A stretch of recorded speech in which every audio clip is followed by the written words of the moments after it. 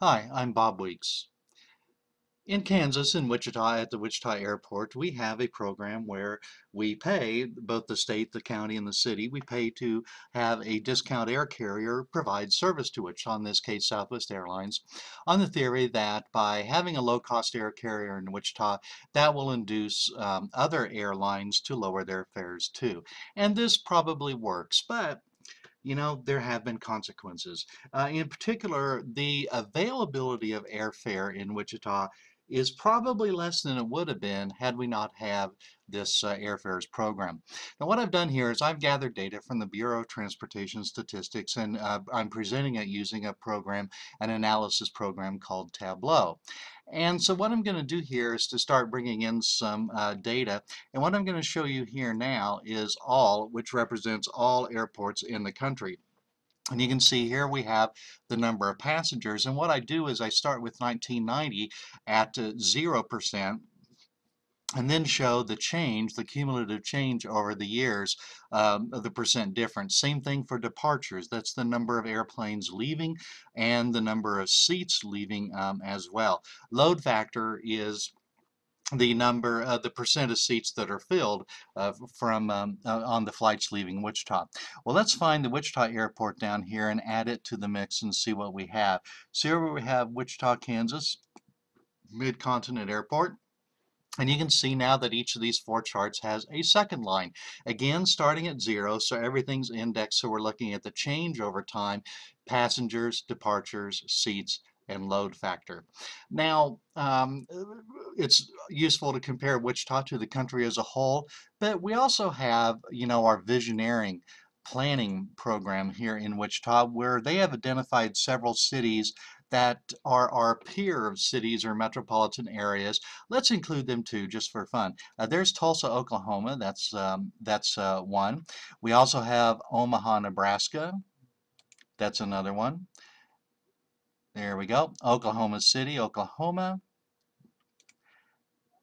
And then the other one that is our peer is Kansas City, Missouri. And where is that? A lot of airport there. We want to choose, of course, the international airport and not the little downtown airports. Now you can see we have quite a few lines of data. And these four charts all together, each chart is fairly small. Let's take a look individually and see what we have. So here we're looking at the passengers chart. And what I can do here is by clicking on some city names, I can highlight them and make them stand out from the rest of the data. So there I've clicked and highlighted all, which is all airports as a whole, and now I'll add in Wichita. So again, here's the percent difference over the period of time from 1990 to the end of 2012. And what do we see here?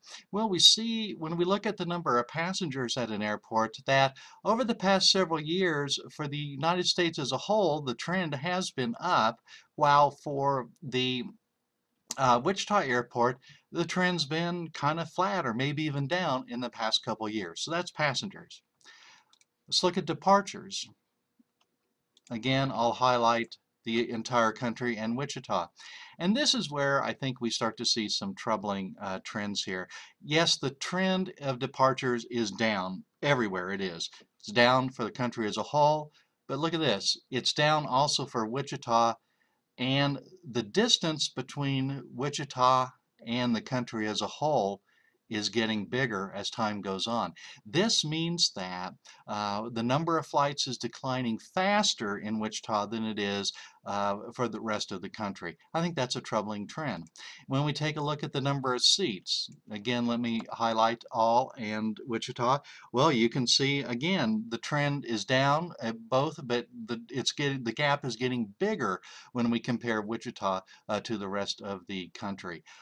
And then load factor, I don't think that's really as an important statistic. It's just simply how full the plane is. It does have some relevance, but really it's the departures and the seats, I think, that are some statistics that we really need to keep our eyes on and see how it's working. So again, we've got the program, the Affordable Airfares Program, designed to lower airfares in Kansas, but there's unintended consequences.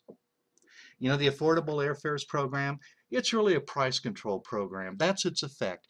It drives airfares down in Wichita. If it didn't do that, it wouldn't be worth having. And it appears that it does that. We don't really know how much, but it appears that it does have an effect in reducing fares. But the inevitable effect of price controls is that less is supplied compared to what would have been supplied otherwise. This economic phenomenon is reliable and predictable. Now, travelers, of course, prefer low airfares to high airfares, but that's really not the only consideration. When we change one thing, other things change in response. As we can see, availability of departures and seats. And for those who need to travel on short notice, business travelers perhaps, the availability of flights is very important. And on this measure, Wichita is doing much worse than the nation. Well, again, this data comes from the Bureau of Transportation Statistics. I've made it available in Tableau. And this is called Tableau Public for a reason, because I've made this visualization available on the internet at my website, The Voice for Liberty, at wichitaliberty.org. And by going there, you can run through the same analysis that I did. You can add airports, remove airports, compare any set of airports that you like on all of these measures of statistics to see if you can find something out about what's happening with the Wichita Airport compared to others. So I'm Bob Weeks for wichitaliberty.org. Hope you found this visualization and presentation useful.